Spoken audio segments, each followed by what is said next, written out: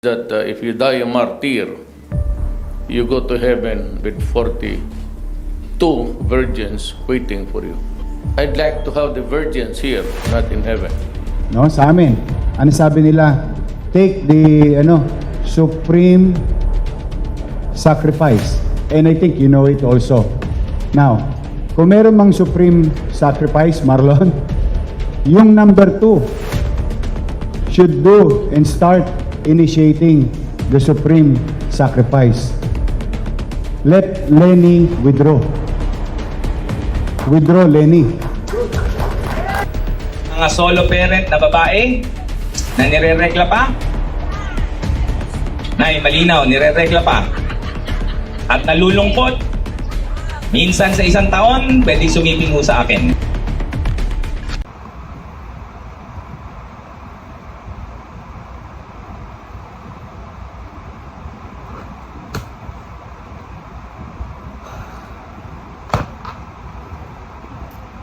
How can women lead when the world only sees how we look? I am Maya, who aspires to be a politician someday. Ever since I was young, I've dreamed of becoming a leader, someone who can make real change. But growing up, I noticed something. It didn't seem to matter how smart or capable a woman was. What mattered more was how she looked.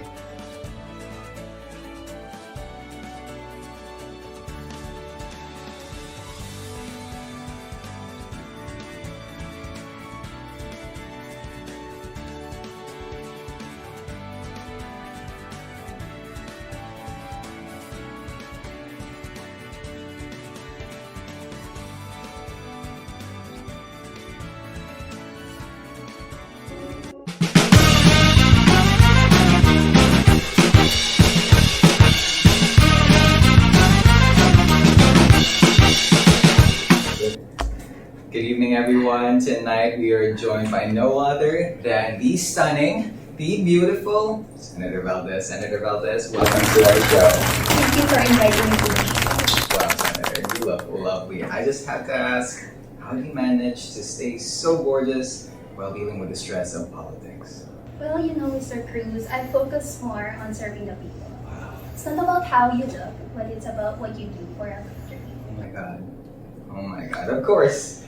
Of course. I mean, like beauty and brains all together, and I just have to say, you are a real head turner. Thank you, but I hope people will look at me or look for what I do for our country. Right, yeah, sure, of course. I'm just saying, I'm glad that our Senate got a little prettier. Am I right?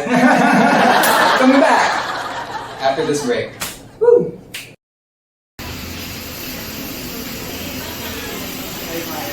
Sorry I'm late.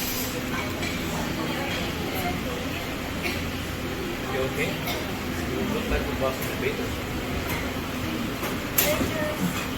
I was watching Senator Valdez earlier.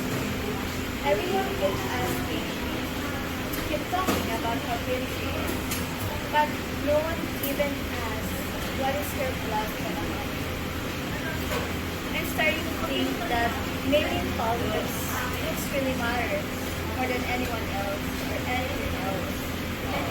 Well, I guess that's just how it is. Everybody judges you more physical by your looks. Well, if you don't play the game, I guess it's left behind. But still skills and leadership is important. Well, sure. But what can you do? You can't just change how these people think overnight. Might as well work with it.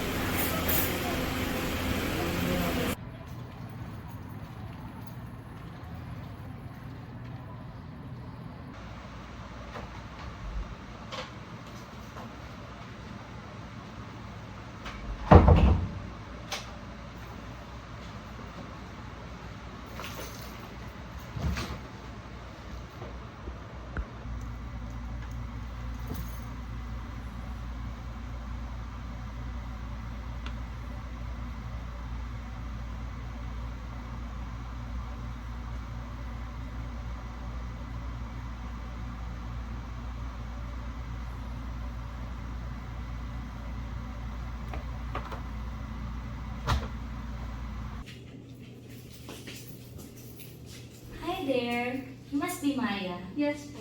I'm Alex. Nice to meet you po. Welcome. You're exactly what we need.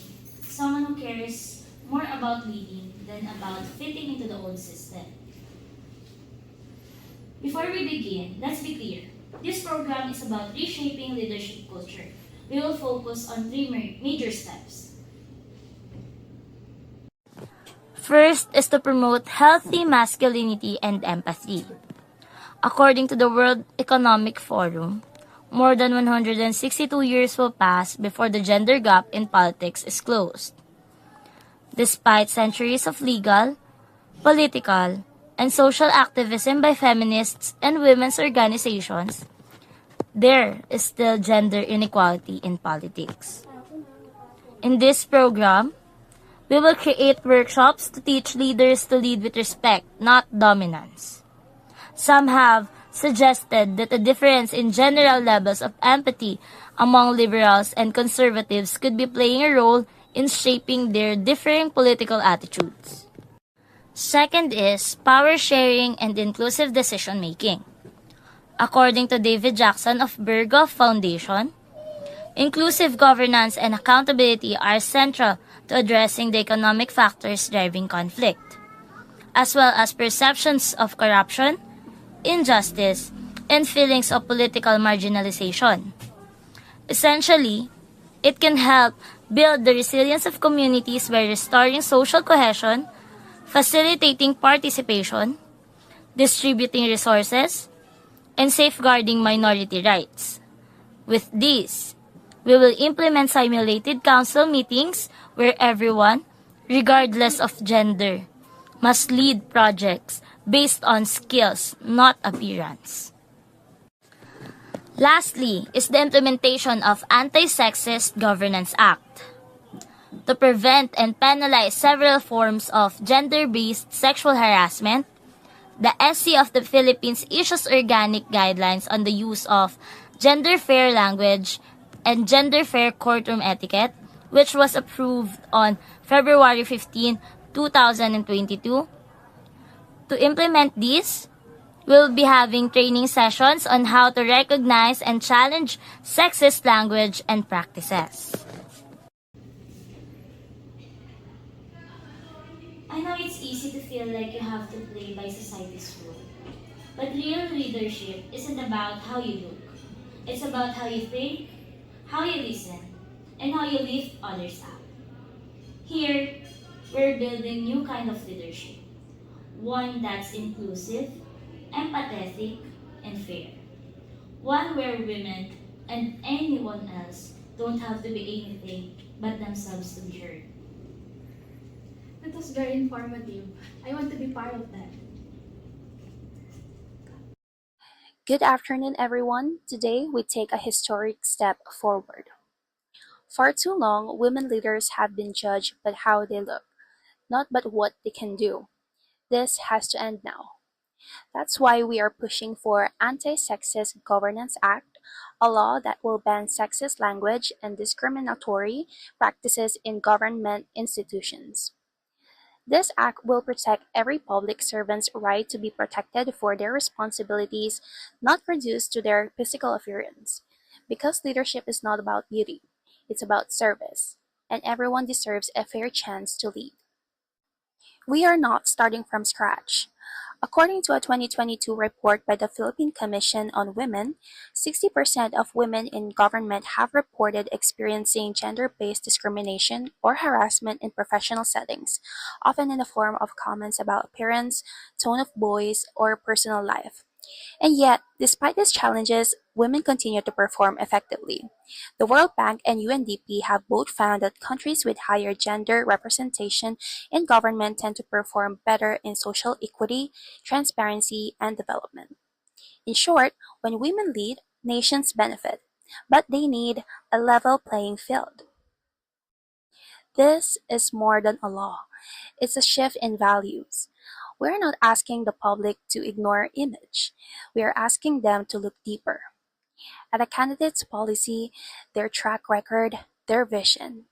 This is how we build a better country, not by erasing women, but finally seeing them. Welcome back, everyone. Tonight we are joined by one of the newest faces filing for candidacy, Maya. Maya, nice to meet you. Welcome to the show. It's a pleasure to be on the show. Look, Maya, you are one of the youngest candidates we've seen filing for public office, and I would like to ask, because some people think that a candidate's appearance can make or break their success. What is your take on that? I believe that the idea that appearance is everything is a mistake we need to correct. Just because many people believe it, it doesn't mean it's true. This is an example of ad populum policy, when we accept something as right just because it's popular. Leadership isn't about how you look on poster or TV screen. It's about the work you do, the lives you impact, and the changes you fight for. Because a research conducted at the University of Göttingen discovered the absence of significant correlation between physical attractiveness and features such as extraversion or sociability.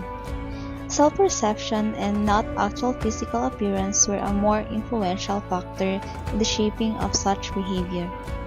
While usually it is presumed that good-looking individuals are smarter, empirical investigations have indicated that such an assumption does not prevail with true intelligence measures, particularly in very good-looking individuals.